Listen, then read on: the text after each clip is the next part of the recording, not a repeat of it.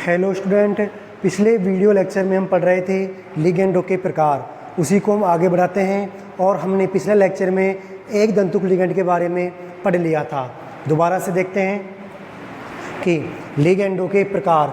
जो लिगेंड होते हैं उन्हें दाता परमाणु की संख्या के आधार पर, यानी कि लिगेंड में कितने दाता परमाणु हैं, दाता परमाणु की संख्या के आधार पर तथा दाता परमाणु की प्रकृति के आधार पर, दाता परमाणु की संख्या एवं प्रकृति के आधार पर लिगेंड निम्न प्रकार के होते हैं। कितने प्रकार के होते हैं वो हम अभी देखने हैं। सबसे पहला आता है एक दंतुक लिगेंड, जिन्हें हमने पिछले लेक्चर में देख लिया था कि वे लिगेंड जिनमें एक दाता परमाणु होता है। एक दंतुक लिगेंड कौन से होते हैं? वे लिगेंड जिनमें एक दाता परमाणु होता है, जो अपने एक लोन पेयर को धातु को दान कर धातु के साथ उपसह संयोजक बंध से जुड़े रहते हैं, उन्हें हम एक दंतुक लिगेंड कहते हैं। एक दंतुक लिगेंड क्यों कहा? क्योंकि उनमें एक दाता परमाणु है और सिर्फ एक उपसह संयोजक बंध का निर्माण कर रहा है, इसलिए हमने उन्हें एक दंतुक लिगेंड कहा। अब दूसरे होते हैं द्विदंतुक लिगेंड। अब द्विदंतुक लिगेंड जैसे नाम से विदित है, क्या होंगे? वे लिगेंड जिनमें दो दाता परमाणु होते हैं।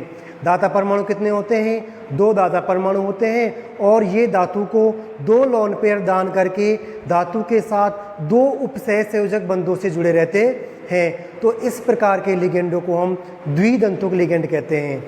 देखते हैं इसकी परिभाषा, एक बार बोर्ड पर क्या लिखा हुआ है।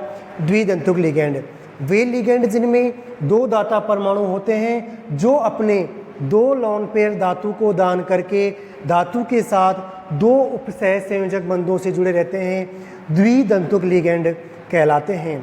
अब द्विदंतुक लिगेंड के कुछ एग्जाम्पल्स हैं, जैसे कि एक है EN यानी कि एथिलीन डाईएमीन, OX ऑक्सेलेटो, ग्लाइसिन GLY यानी कि ग्लाइसिनेट। अब यदि हम बात करें तो हम एक स्ट्रक्चर बना लेते हैं हम इथाइलिन डाईएमीन की, उससे हमारी समझ में आ जाएगा कि किस प्रकार से ये होते हैं। जो इसकी स्ट्रक्चर है वो कुछ इस प्रकार से है।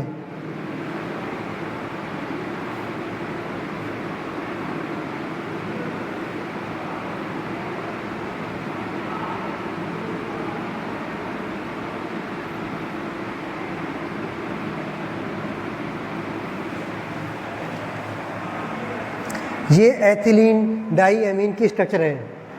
इसकी स्ट्रक्चर कुछ इस प्रकार की होती है। यहाँ पर जो नाइट्रोजन है इसके पास में लोन पेयर है, इस नाइट्रोजन के पास में भी लोन पेयर है।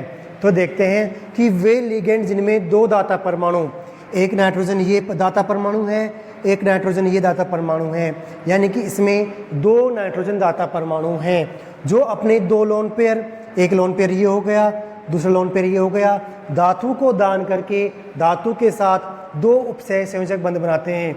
मान लीजिए ये धातु M है, तो इसके लिए क्या होगा? ये अपने इन दो लोन पेयर को इसे दान कर देगी, एक उपसह संयोजक बंध बन जाएगा। इसी प्रकार से ये नाइट्रोजन अपने लोन पेयर दान कर देगी धातु के लिए, तो इस प्रकार से इसमें दो उपसह संयोजक बंधों का निर्माण हो जाता है। तो ऐसे लिगेंडों को हम द्विदंतुक लिगेंड कहते हैं, जिसका एग्जाम्पल एथिलीन डाईएमीन हमने देख लिया है। अब आपकी समझ में आ गया होगा कि द्विदंतुक लिगेंड क्या होते हैं। अब आगे देखते हैं हम बहुदंतुक लिगेंड। जिस प्रकार से द्विदंतुक लिगेंड में दो दाता परमाणु होते हैं, तो बहुदंतुक लिगेंड कौन से होंगे? जिनमें दो से अधिक दाता परमाणु होते हैं। कितने होते हैं? जिनमें दो से अधिक दाता परमाणु होते हैं और वे धातु के साथ दो से अधिक ही उपसह संयोजक बंध बनाते हैं। तो इस प्रकार के लिगेंडों को बहुदंतुक लिगेंड कहते हैं। देखते हैं बहुदंतुक लिगेंड वे लिगेंड जिनमें दो से अधिक दाता परमाणु होते हैं, तो ये केंद्रीय धातु परमाणु के साथ दो से अधिक उपसह संयोजक बंधों से जुड़े होते हैं। ऐसे लिगेंड बहुदंतक लिगेंड कहलाते हैं। अब ये लिगेंड में मान लो तीन दाता परमाणु हैं, तो हम उसे कहेंगे त्रिदंतुक लिगेंड। तीन दाता परमाणु हैं और वे धातु के साथ तीन उपसह संयोजक बंध बनाते हैं, तो उसे बोलेंगे हम त्रिदंतुक लिगेंड। इसी प्रकार यदि लिगेंड के पास चार दाता परमाणु हैं और वे धातु के साथ 4 उपसह संयोजक बंध बनाते हैं तो उसे हम चतु लिगेंड कहेंगे। क्या कहेंगे? चतुदंतक लिगेंड कहेंगे। इसी प्रकार यदि लिगेंड के पास 5 दाता परमाणु हैं तो वह धातु और वह केंद्रीय धातु परमाणु के साथ में 5 उपसह संयोजक बंध बनाता है तो उसे हम पंचदंतुक लिगेंड कहते हैं। यदि लिगेंड के पास में 6 कितने लिगेंड के पास में 6 दाता परमाणु हैं तो वे धातु के साथ में 6 उपसह संयोजक बंध बनाते हैं और ऐसे लिगेंडों को हम षटदंतुक लिगेंड कहते हैं। तो इस प्रकार से बहुदंतुक लिगेंड कौन से होंगे? 2 से अधिक दाता परमाणु वाले लिगेंड होंगे। इसका एग्जाम्पल लिखा हुआ है षटदंतुक लिगेंड का इथाइलिन डाईएमीन एसीटेट, जिसे हम EDTA से प्रदर्शित करते हैं। तो हम इसकी संरचना देखते हैं कि किस प्रकार की होती है और इसमें कौन कौन से दाता परमाणु होते हैं।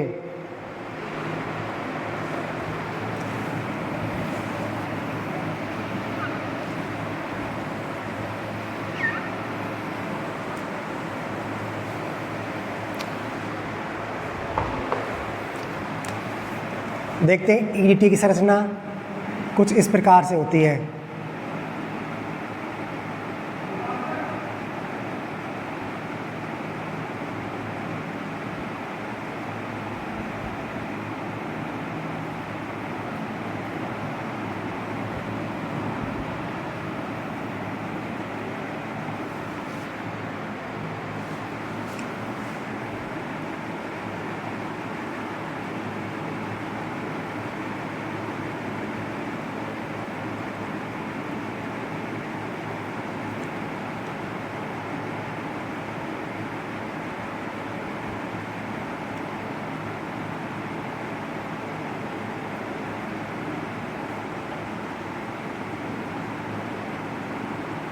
कुछ इस प्रकार से संरचना होती है किसकी?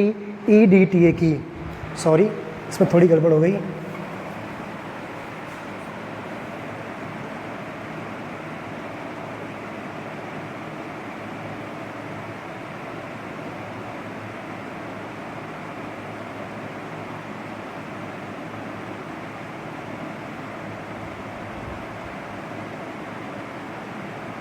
तो इस प्रकार से ये संरचना होती है।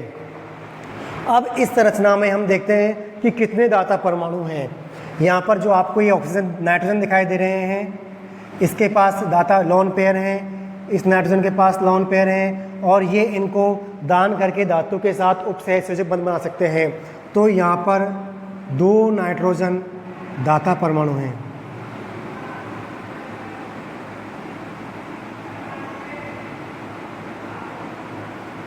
अब जो ऑक्सीजन है यहाँ पर देखिए, इसमें ये ऑक्सीजन दाता परमाणु है, ये ऑक्सीजन दाता परमाणु है, ये ऑक्सीजन दाता परमाणु है, ये ऑक्सीजन दाता परमाणु है, क्योंकि इनके पास में क्या है? इनके पास में लोन पेयर हैं।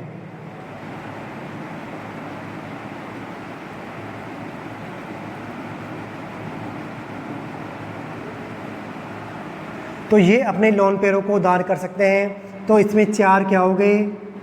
4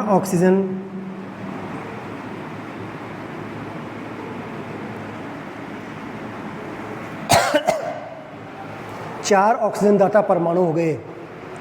इस प्रकार हम देखते हैं कि जो ये हमारा EDTA है इसमें 6 कुल कितने हो गए? 6 दाता परमाणु।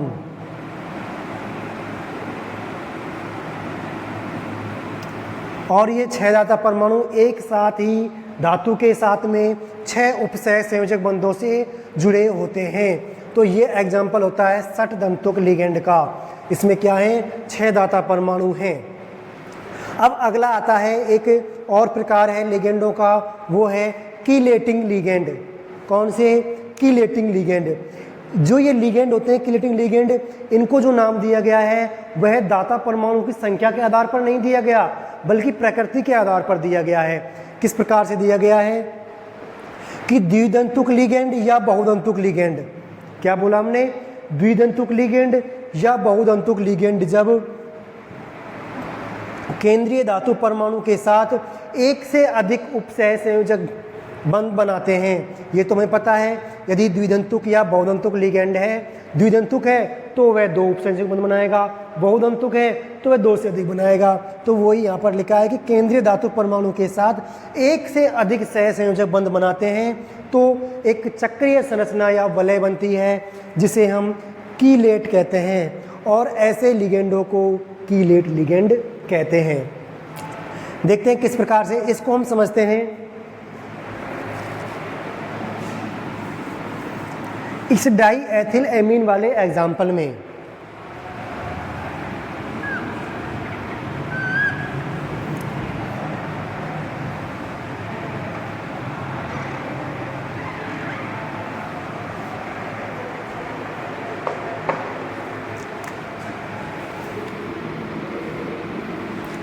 ये क्या करेगा, ये मेटल के साथ में उपसह संयोजक बंध बनाएगा। इसी प्रकार हम देखते हैं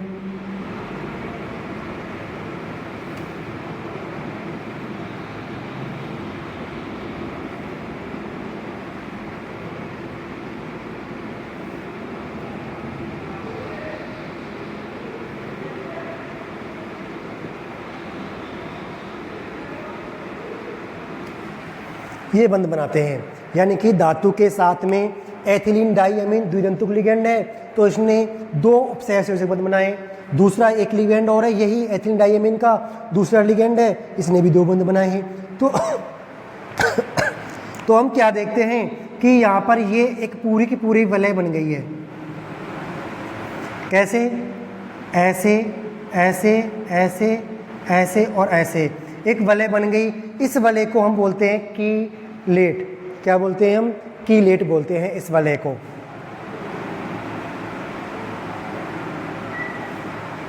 इसी प्रकार से यहाँ पर ऐसे ऐसे ऐसे ऐसे और ऐसे एक वलय बन गई है, तो इस वलय को बोलेंगे कीलेट। तो 2 कीलेट वलय हो गई इसमें। तो इस प्रकार से इस प्रकार से जो लिगेंड कीलेट बनाते हैं, कीलेट वलय बनाते हैं, उन्हें हम बोलेंगे कीलेटिंग लिगेंड। क्या बोलेंगे? Chelating ligand. और द्विदंतुक या बहुदंतुक लिगेंड कैसे होते हैं? कीलेटिंग लिगेंड होते हैं। क्यों होते हैं? क्योंकि ये कीलेट का निर्माण करते हैं। कीलेट क्या होती है? कीलेट एक चक्रीय या वलय संरचना होती है। और जो इस प्रकार के उपसह संयोजक यौगिक हैं उन्हें हम कीलेट उपसह संयोजक यौगिक या कीलेट संकुल कहते हैं। तो इस प्रकार से ये हो गए हमारे कीलेट लिगेंड। अब देखते हैं हम अगला लिगेंड। अगले लिगेंड दिए हुए हैं उभय दंतुक लिगेंड। क्या दिया हुआ है? उभय दंतुक लिगेंड। इसमें दिया हुआ है कि वे लिगेंड जिनमें एक से अधिक दाता परमाणु पाए जाते हैं। ये तो हमने द्विदंतुक में पढ़ा था, लेकिन इसमें समझना होगा आपको। इसमें क्या कहा है कि वे लिगेंड जिनमें एक से अधिक दाता परमाणु होते हैं परंतु एक बार में केवल एक ही दाता परमाणु धातु को लोन पेयर दान करके एक उपसह संयोजक बंध का निर्माण करता है, यानी कि ये एक दंतुक लिगेंड की भांति व्यवहार करते हैं। वे लिगेंड जिनमें एक से अधिक दाता परमाणु होते हैं परंतु एक बार में केवल एक ही दाता परमाणु केंद्रीय धातु परमाणु के साथ एक उपसह संयोजक बंध बनाता है, तो ऐसे लिगेंडों को हम कहते हैं उभय दंतुक लिगेंड। वैसे ये एक दंतुक लिगेंड है, लेकिन इनमें 2 दाता परमाणु होते हैं। एक बार में सिर्फ एक ही दाता परमाणु लोन पेयर दान कर सकता है। ये नहीं है कि एक साथ दोनों कर सकते हैं, तब तो द्विदंतुक हो जाएगा। ठीक है ना? तो देखते हैं इसके एग्जाम्पल।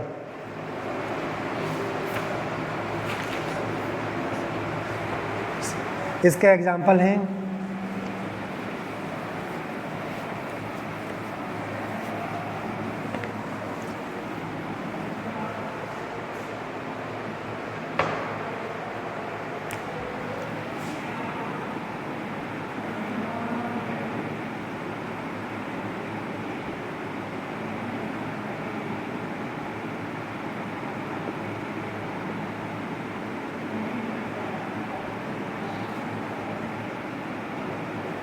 ये एग्जाम्पल है उभयधन्तुक लिगेंड के। देखिए सबसे पहले हम देखते हैं CN को। ये मेटल है, इस मेटल के साथ में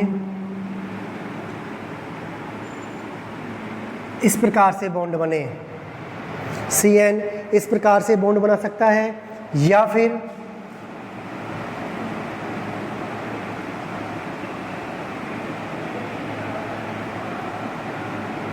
इस प्रकार से बॉन्ड बना सकता है। कार्बन ने भी बंद बनाया है, नाइट्रोजन ने भी बंद बनाया है, यानी कि कार्बन भी दाता परमाणु है, नाइट्रोजन भी दाता परमाणु है, यानी कि इसमें ओवरऑल CN में ओवरऑल कितने दाता परमाणु हो गए? 2 दाता परमाणु हो गए। लेकिन धातु के साथ एक बार में सिर्फ और सिर्फ एक ही परमाणु उपसह संयोजक बंध बना रहा है, तो ये एक संकुल आयन एक संकुल यौगिक बन जाता है। अब दूसरा देखते हैं NO2 को।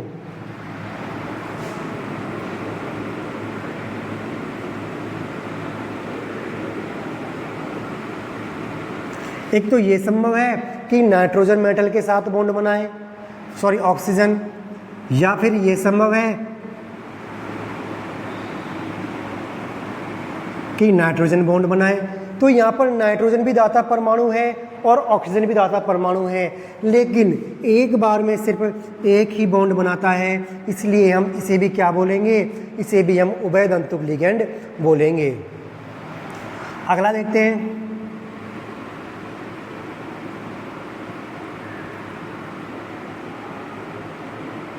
एक बार ये सल्फर S बनाता है और दूसरी बार N बनाता है।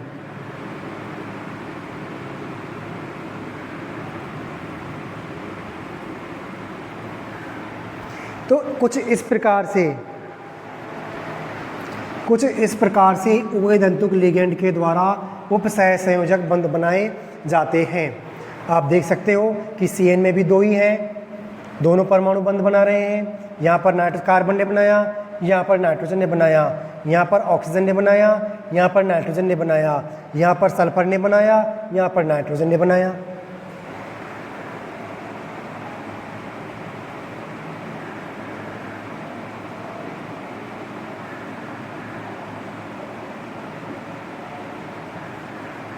तो हम कह सकते हैं कि ये लिगेंड उभयधन्तुक लिगेंड है। किस प्रकार है वो अब आपके समझ में आ गया होगा। अब आगे देखते हैं हम समन्वय संख्या। तो अब देखते हैं हम समन्वय संख्या को। जो समन्वय संख्या होती है उसी को हम उपसह संयोजक संख्या भी कहते हैं। एक बार इसकी परिभाषा देखते हैं कि केंद्रीय धातु एवं लिगेंडों के मध्य केंद्रीय धातु एवं लिगेंडों के मध्य बने उपसह संयोजक बंधों की कुल संख्या को समन्वय संख्या कहा जाता है। समन्वय संख्या क्या है? धातु और लिगेंड, यानी कि एक संकुल में एक धातु के पास जितने उपसह संयोजक बंध बने होते हैं वो उस धातु की समन्वय संख्या कहलाती है। अब ये समन्वय संख्या किस प्रकार, इसे हमने उपसह संयोजक क्यों नाम दिया? हमने पढ़ा थे, हमने 2 चीज़ पढ़ी थी।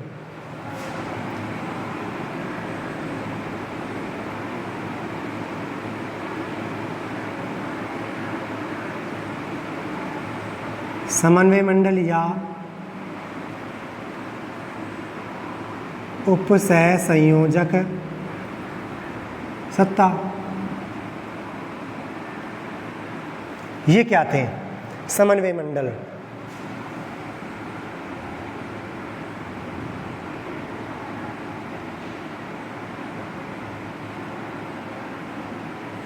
समन्वय मंडल वह होता है जिसको बड़े ब्रैकेट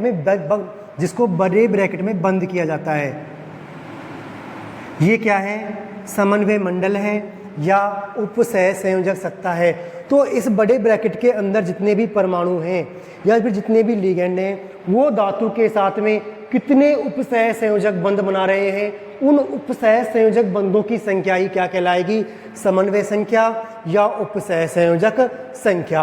किसके अंतर्गत हैं? समन्वय मंडल या उपसह संयोजक संख्या के अंतर्गत हैं। समझ में आई बात। तो इसीलिए इनको हमने समन्वय संख्या नाम दिया या उपसह संयोजक संख्या नाम दिया। अंग्रेजी में इसे कोऑर्डिनेशन नंबर बोलते हैं, CN नंबर बोलते हैं। तो अब समझते हैं एग्जाम्पल्स के द्वारा कि किस प्रकार से निकालते हैं। हमें तो सिर्फ इस एग्जाम्पल को देखते हैं, हमें क्या देखना है, हमें देखना है कि इसकी समन्वय संख्या कितनी है। तो समन्वय संख्या को देखने के लिए हम सबसे पहले देखेंगे इसकी समन्वय मंडल को।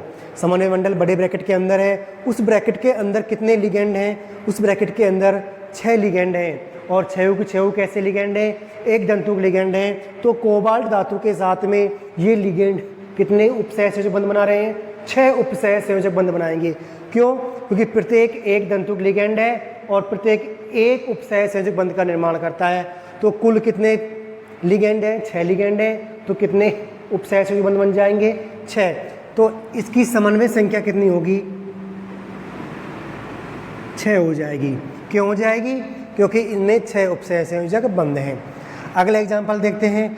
अगले एग्जाम्पल में भी हमें सिर्फ और सिर्फ समन्वय मंडल या उपसह संयोजक सत्ता को ही देखना है।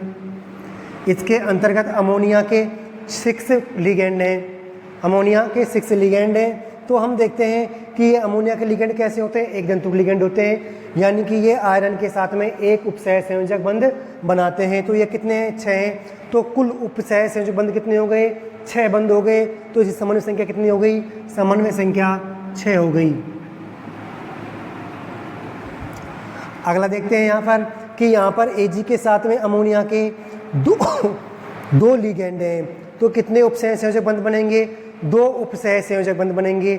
2 उपसह संयोजक बंध बनेंगे तो इसकी समन्वय संख्या कितनी हो जाएगी, इसकी समन्वय संख्या 2 हो जाएगी। क्योंकि उपसह संयोजक बंधों की संख्या के बराबर तो होती है समन्वय संख्या, और वो कितने हैं, यहाँ पर 2 हैं। तो समन्वय संख्या कितनी हो जाएगी, 2 हो जाएगी। अगला देखते हैं कि कोबाल्ट के साथ एथिलीन डाइएमीन वाला जो लिगेंड है, हमने अभी पढ़ा था, वो लिगेंड जुड़े हुए हैं। कितने लिगेंड हैं, 3 लिगेंड हैं। और एथिलीन डाइएमीन कैसा लिगेंड है, द्विदंतुक लिगेंड है, यानी कि ये 2 बंध बनाता है, 2 उपसह संयोजक बंध बनाता है। तो कुल उपसह संयोजक बंध कितने हो जाएंगे, 1 बनाता है 2, और कुल परमाणु कुल कितने हैं, 3। तो कितने बन जाएंगे, 6 बन जाएंगे। तो इसकी समन्वय संख्या कितनी हो जाएगी, समन्वय संख्या 6 हो जाएगी। क्यों? क्योंकि इसने 6 उपसह संयोजक बंध बनाए हैं। अगला देखते हैं, कॉपर के साथ अमोनिया है, उपसह संयोजकता के अंदर कितने बंध बन रहे हैं, 4 उपसह संयोजक बंध बन रहे हैं। तो समन्वय संख्या कितनी हो जाएगी, समन्वय संख्या 4 हो जाएगी। अगले एग्जाम्पल देखते हैं। अगला एग्जाम्पल है कोबाल्ट के साथ EDTA क्या है, लिगेंड है। और हमने अभी पढ़ा है कि जो EDTA लिगेंड होता है यह सट दंतुक कैसा होता है, सट दंतुक लिगेंड होता है, यानी कि यह 6 उपसह संयोजक बंधों का निर्माण करता है। तो यहाँ पर कोबाल्ट के साथ में कितने उपसह संयोजक बंध हैं, 6 उपसह संयोजक बंध हैं। तो इसकी समन्वय संख्या कितनी हो जाएगी, इसकी समन्वय संख्या 6 हो जाएगी। तो इस प्रकार आप देख सकते हो समन्वय संख्या को कि इनकी समन्वय संख्या कितनी कितनी है। अब जो समन्वय संख्या होती है ये सामान्यतः 2, 4 और 6 होती है। हमने देखा कि ज़्यादातर धातु होती हैं उनके लिए समन्वय संख्या या तो 2 आएगी या 4 आएगी या 6 आएगी। और जो समन्वय संख्या है वो निर्भर करती है ज़्यादातर धातु की ऑक्सीकरण अवस्था पर। अब ऑक्सीकरण अवस्था कैसे निकालते हैं वो सीखेंगे हम अगले लेक्चर में। इस लेक्चर में हम देखते हैं कि किस प्रकार से ऑक्सीकरण अवस्था पर निर्भर कर रही है समन्वय संख्या। देखते हैं कि यहाँ पर आपको कुछ धातु परमाणु दिए हुए हैं, जैसे Ag+, Au+, कॉपर+, Pb+। ये सभी की सभी एक ऑक्सीकरण अवस्था में है, इनकी ऑक्सीकरण अवस्था +1 है। तो इनकी जो समन्वय संख्या है वो 2 होगी, यानी कि +1 ऑक्सीकरण अवस्था में Ag 2 उपसह संयोजक बंध बना सकता है। तो इसकी उपसह संयोजक संख्या यानी कि समन्वय संख्या कितनी होगी, Cn बराबर 2 होगी। इसी प्रकार Au की, इसी प्रकार Cu की, Pb की हो जाएगी। अब बात करते हैं जिंक +2, Zn+2, Pt+2, Ag+2 और Pd+2। इनकी यदि जिंक की यदि 2+2 ऑक्सीकरण अवस्था है, जिंक की यदि +2 ऑक्सीकरण अवस्था है तो ये 4 लिगेंड के साथ बंध बनाएगी, तो इसे बोलेंगे हम समन्वय संख्या 4।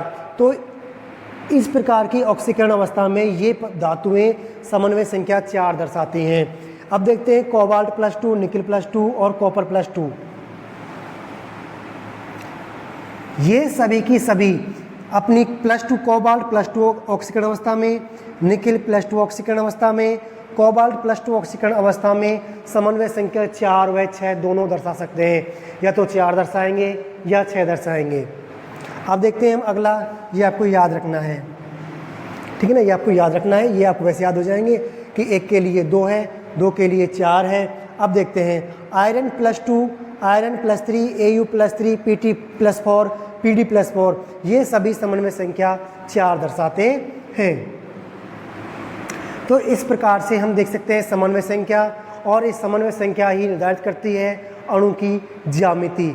जो उपसह संयोजक संकुल है या फिर संकुल यौगिक है, उसकी ज्यामिति भी समन्वय संख्या से ही निर्धारित होती है। तो इस प्रकार हमने देखा समन्वय संख्या के बारे में, जिसे जो कि क्या होती है, समन्वय संख्या क्या होती है, धातु के साथ लिगेंड द्वारा बनाए गए उपसह संयोजक बंधों की कुल संख्या होती है। तो अब आपकी समझ में आ गई होगी समन्वय संख्या। अब इसके बाद एक और आती है ऑक्सीकरण अवस्था, या फिर हम कहें ऑक्सीकरण नंबर। उस ऑक्सीकरण नंबर को पढ़ेंगे हम अगले लेक्चर में। तो इस लेक्चर के लिए इतना ही। Thank you.